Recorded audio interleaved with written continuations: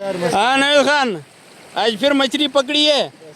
ओहो हो, आज तो मछली है भी बड़ी। हाँ माशाल्लाह माशाल्लाह, आज तो मछली बड़ी पकड़ी है भाई साहब।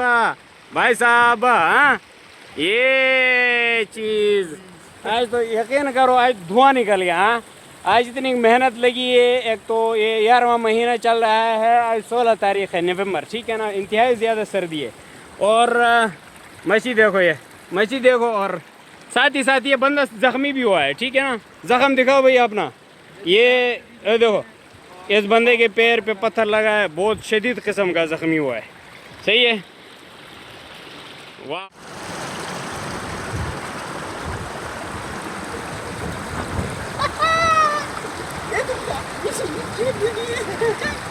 Ya, no, ya.